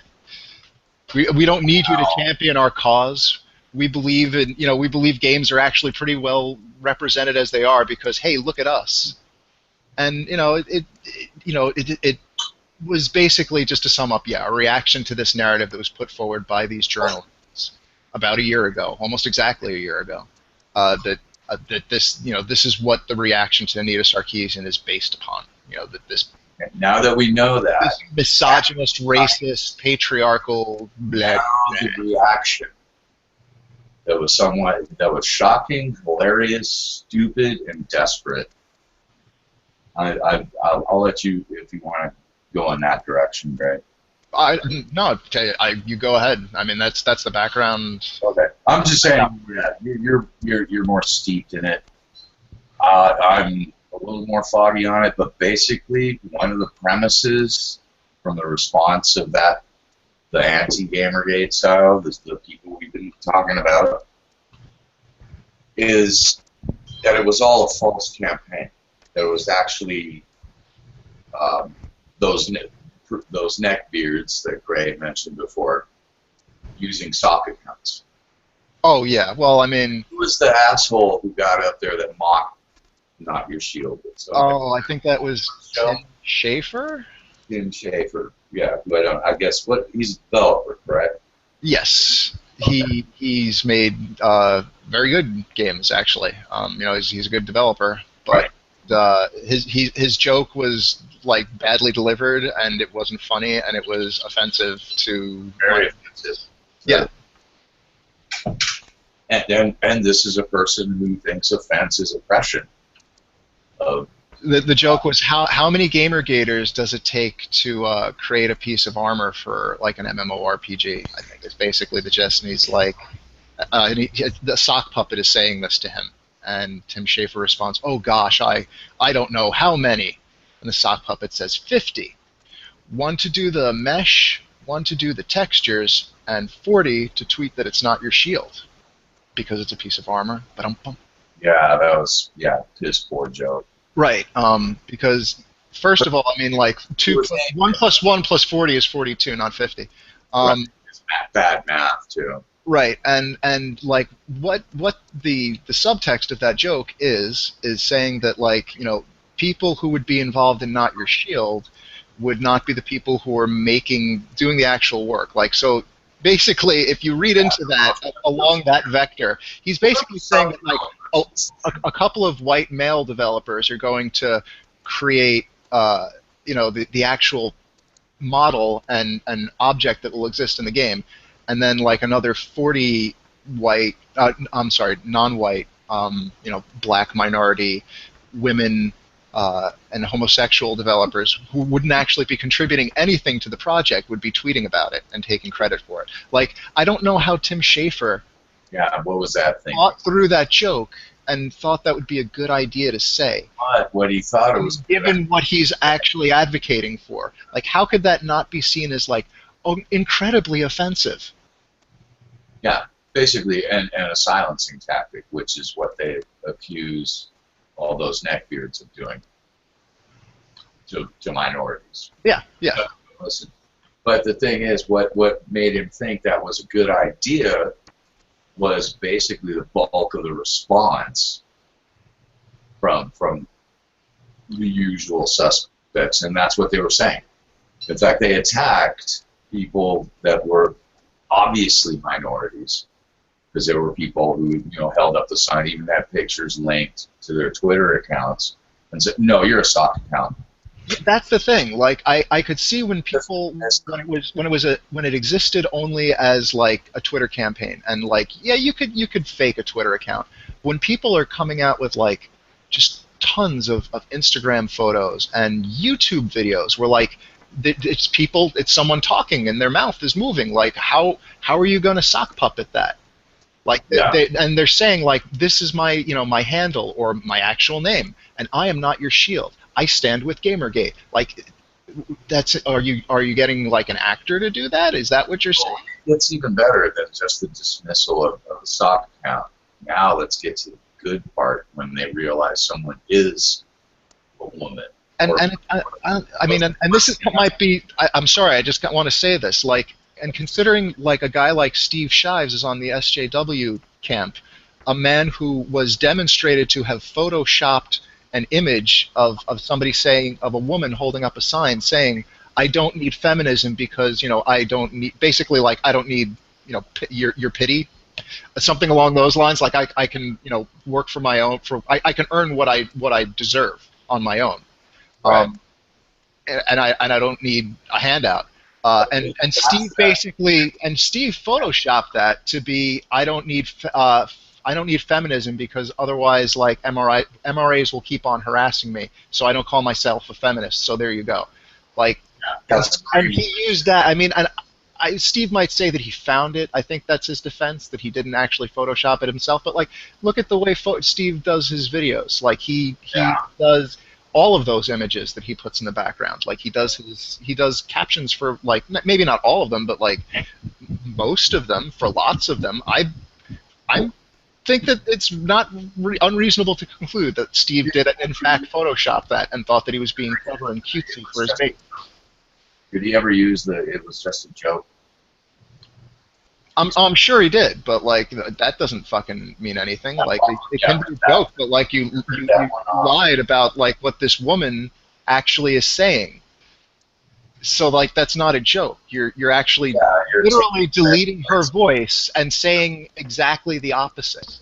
I have to say, if Steve Shives ever comes along and says it was just a joke, I'll like fucking the sigh of relief that will come out of me will actually create an earthquake.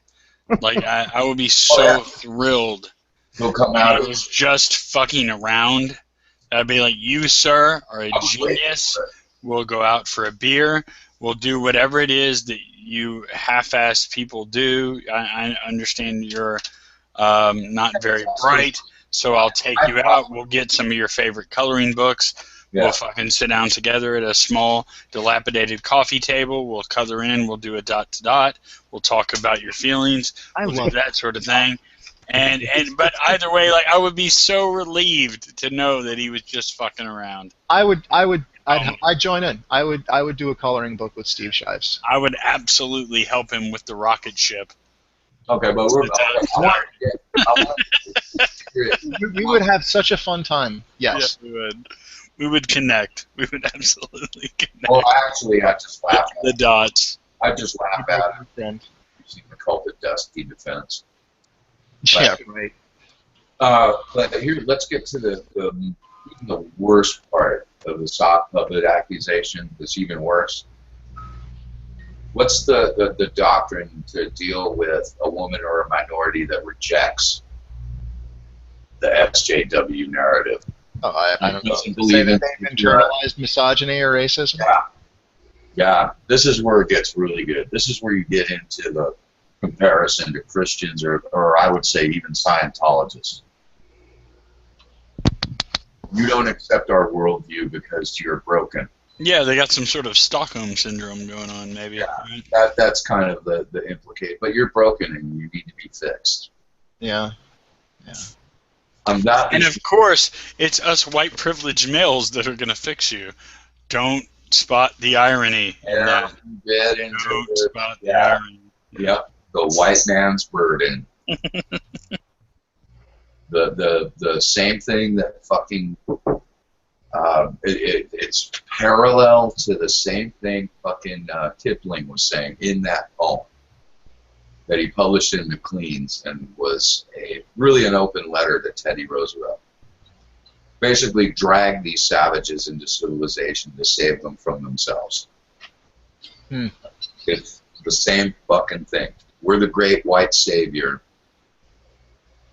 We're Indiana Jones coming into the Temple of Doom to save you.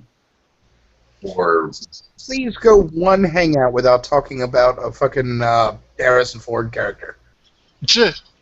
Never. That's hard to do. That's hard. But that's so insidious, and it is like a Scientologist saying, "Oh, well, you're just rejecting my premises because you have body thetans and your suppressive mind rules your thoughts." Word salad.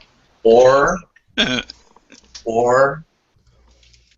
Christian saying you're full of sin, and that's why you can't see the glory of God.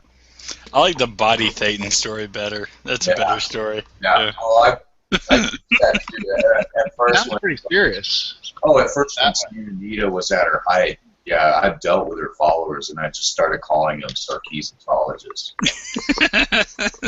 Because I've dealt with Scientologists before. In fact, I had a personal issue with that. I mean, really dealt with them hardcore, and they do fucking remind me of them. Yeah, I've ridiculed them before, but I haven't actually had to deal with them on any serious level. I had a family member that kind of fell into their clutches and spent the better part of 2 years getting rid of them. That's a bummer. Yeah, it's like late 70s, early 80s. I mean, talking at the point of standing out in front of the house with a baseball bat while they were sitting in trying to look like they're fed, sitting in an unmarked car wearing their Brooks Brothers suits. That's some serious shit, yeah. Yeah. When you have Scientologists outside your door, that's not good. That's not a happy feeling. I mean, I had some fun experiences with the Mormon Church, but not quite that severe. No, you don't. Not even close. Like they were a little silly, but that was it. Like that was the extent of it. Right. Well, they sent teenagers. They sent teenagers to you to try to teach you shit. Oh, Which was funny to me. Like they sent missionaries to the house or whatever when I was like 17, and the missionaries were 19, and I was like, dude, you don't know shit. You're like 2 years older than me. Yeah, what are you? That's part of their duties. They're supposed to spend that period of time at that age doing missionary work. Were they wearing a white? Oh yeah, absolutely. No, dude. Short sleeves, tie.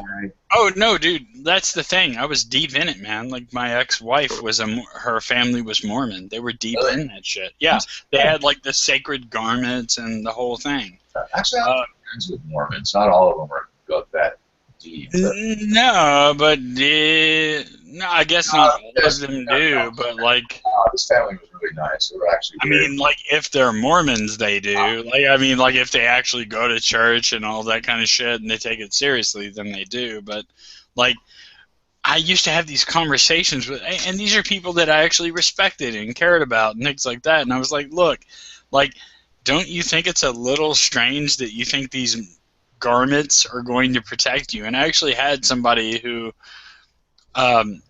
we never talked about religion. Maybe my mother did, but I didn't. Remember, I was a kid, so. Right. Yeah, I mean, this is when I was like a 16, 17, but it was my sister-in-law, this girl who would be my sister-in-law was highly intelligent woman, really was, but she like wore the magic garments and shit, right? Yeah. And I told her, I was like, you do realize that's not going to do anything at all, right? Like you do realize that's silly. The underpants do nothing. And she's like, no, and she like said to me, I said, okay, hypothetical situation, crazed gunman runs into the church, starts opening fire. You're going to be fine? And she replied to me, I'll never forget, yes, I'll be fine. I go, no, you do not think that. And she just stared at me. I'll never forget that eye contact. I was like, there's no fucking way you actually think that. You do not think that. You're way too smart. And she just sort of changed the subject. She was like, oh, well, anyway, look at the sun. Let's all do it. And I was like, yeah, I know. Why would you say that? Why are you doing this to yourself? Like you're blowing up my spot. Yeah, it's just like, well, I mean, I didn't get it. Like this is a person who was smarter than me. No, on paper, I guarantee. No, I mean, you didn't want to be outed. Well, yeah. I don't think intelligence has much to do with it. It's also. Well, it doesn't. It doesn't. But it was still a little weird. Too. I mean, look at the guy who was the chief researcher for the Human Genome Project. He's head of the NHS now. Or no, the NIS. Oh. He's a devout Catholic, so he believes that a wafer actually becomes the flesh of Christ and eats it. God. So, yeah, you can try the same thing. But you're an intelligent person. Well, he's born and raised Catholic. Right. Yeah, but it's still disturbing. It really is. Well, I was a Catholic, and I'll be straight with you. I still don't understand what the fuck they were on about there. Like, I think it's symbolic. I think it's symbolic. I was raised Catholic. I'm pretty sure it's symbolic. If you buy the whole thing, I know a lot of I mean, it's not literally supposed to be flesh, like right, you eat it. Right. It does not taste like steak. It's a divine civil war. I don't know how they manufacture those wafers, but if you were to like run your tongue along like the floorboards of your attic, I think that's what. Yeah, pretty much. For what they taste like. I thought it was pretty cool how they dissolved, and they just fucking dissolve like cotton candy with no flavor. It's pretty cool. It's like, Unleavened. shouldn't the fucking body of Christ be at least somewhat appealing? Why must it dissolve in my mouth like a fucking piece of, like, soggy cardboard? Like, what the fuck are we doing? Well, that Like, would, I mean, the body of Christ should taste pretty that cool, would be like carnal enjoyment. a sour apple fucking Jolly Rancher. That's what I expect. Well, God damn. Pretty awesome. That would be carnal enjoyment. It would distract you. Yeah, you're enjoying yourself too much, you little bastard. You're enjoying yourself. Stop that. Remember, he did. Do you think Christ enjoyed being nailed to a cross? No, you shouldn't enjoy fucking eating his flesh. I'd be Yeah. like, well, Yeah, should pretty we much. be- Actually, should- that's not far from the truth. should we be eating him? I mean, there's a question. Don't ask question. Okay, sorry. Just give me the wafer that tastes like shit. All right, I'll take the goddamn fucking wafer. Can I get some? Well, it says right in the Bible that, like, you know, you're supposed to do that in memory of him. It's right there. Wait, is it, yeah. Like, Well, I sort of actually, always got it was a ritual, yeah. You can get into the fact that Eucharist existed before Christian. That's another. Sure. And the Mormons are fun, too, because they did water instead of wine, which was always funny to me. Like, it was like, okay, so the Mormons didn't do the wafers. They did the bread. They do, like, these big chunky pieces of bread, right? And they do water instead of wine, Well, which I Catholics thought... do, like, there's a symbolism to it. It's mostly wine, but there's a drop of water that the priest adds to it. And Yeah, that's supposed to symbolize you coming to Christ. Right, yeah. Yeah. But the Mormons just, like, pass little cups of water. the Last Supper, basically, and all of, and the sermon that they're in. So, What's well, that's where it's biblical. The Last Supper, before you went in Gethsemane. Mhm. So yeah, I guess it's a remembrance of that. always liked how in Catholic Church, the priest sort of did this half talking, half singing thing. Like, I always liked that. And trust me, if you've gone to enough Catholic Mass, then you've memorized the entire Mass. Like, you can stand there and all that shit, and you can actually sort of mouth the entire thing as the priest is going through his host stick or whatever. Yeah, I could when I was an altar boy. Oh yeah. Oh, you were an altar boy? I never made the cut. I was always in the stand. Yeah, I was always in the stands and kneeling and. I went to Catholic school, so like I was one of the altar boys that if there was like a funeral that day, like they might pull me out of class to go serve. Oh, that's cool. I should have got on board. That's why I was on board with that shit. Yeah, I should have done that. Well, I had yeah. like it was kind of debatable as to which was like worse though. Like I'd probably rather been in class because it was more exciting than like hanging out and like looking somber for somebody's funeral. Now, Yeah. all the times I did. But weddings were definitely a good thing because like people tip for weddings. People tip. Really? Yes. Wow. Really? Oh sure. I didn't know that. Holy shit, dude. Why the fuck didn't somebody, like, fucking, I must not have been very, like, well-liked, because nobody was ever like, hey, man, they tip, dude. Yeah, and like the priest has a vow of poverty. Like he's gonna, he's not really gonna take a lot of money, especially if there's altar boys. So, like that was pretty much the policy. They're just like give the money to the kids. Our priest was They weird. gave up their Saturday afternoon. Give them like $40.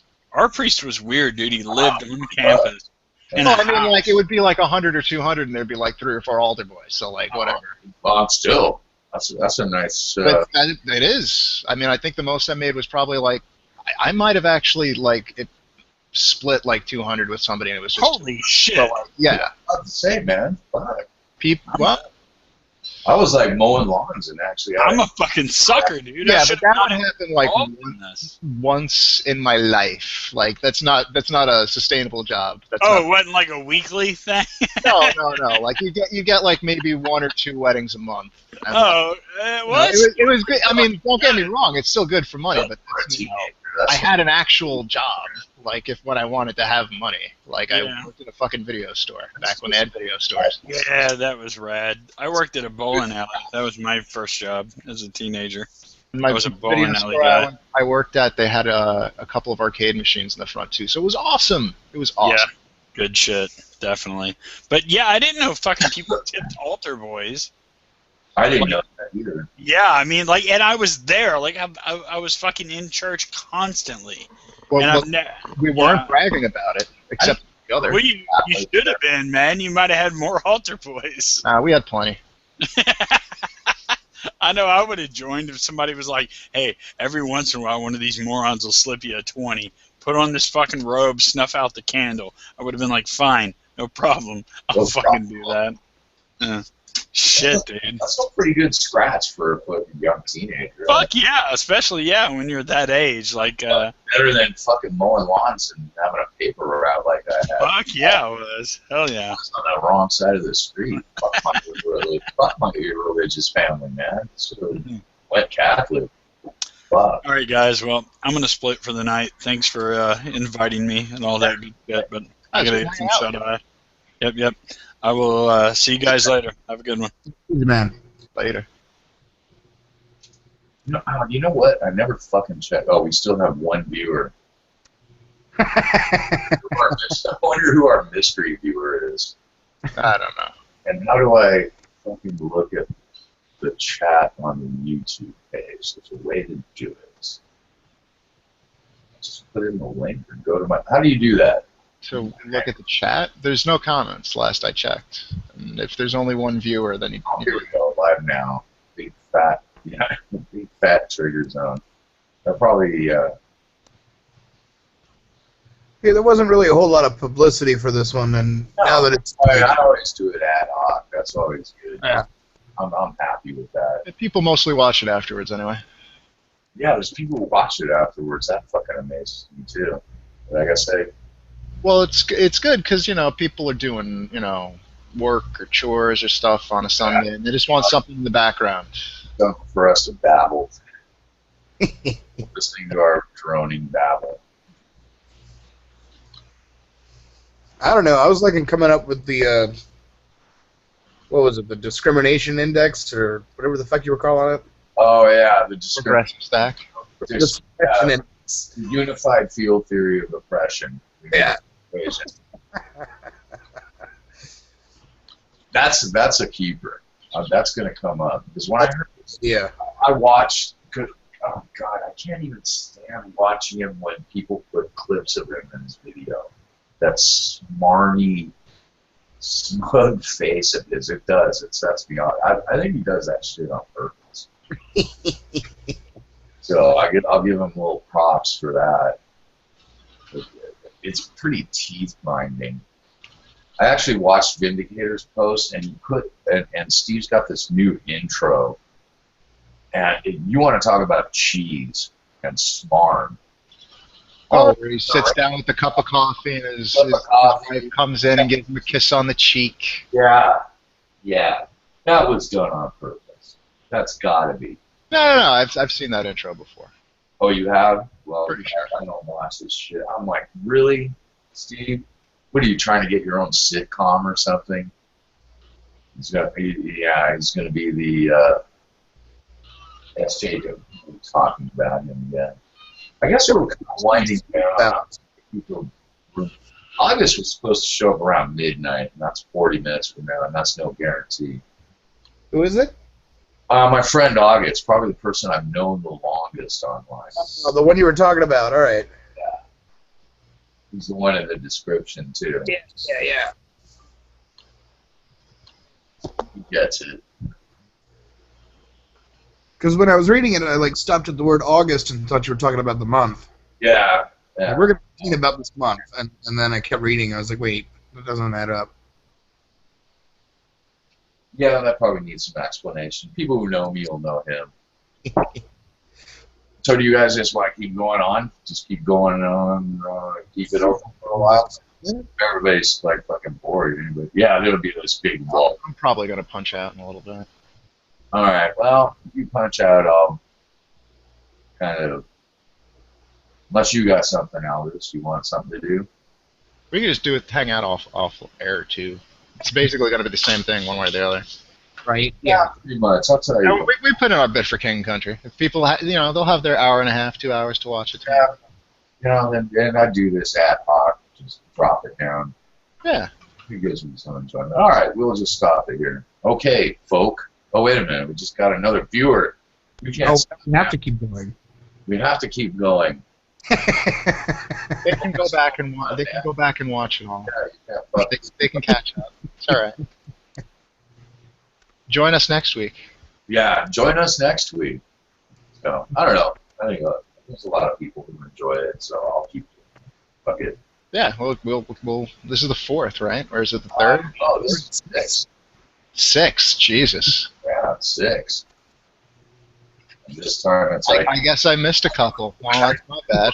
I do enjoy trying to come up with amusing titles on the fly. That keeps me sharp too. It's something that I had a feeling. I think last 3. Maybe. Yeah, you were in the last 3. I think so. Yeah. Now, August did show up for 1. I'll probably try to put some foresight and planning. I'm kind of averse to structure, though. I kind of like the randomness. Yeah, well, random's fine. Randomness is good. That's how most of them work these days. Like all the Gamergate kids I've been hanging out with, they just completely random. Yeah. I haven't watched too many of those hangouts. They're not bad. The last one we had I thought was actually very good.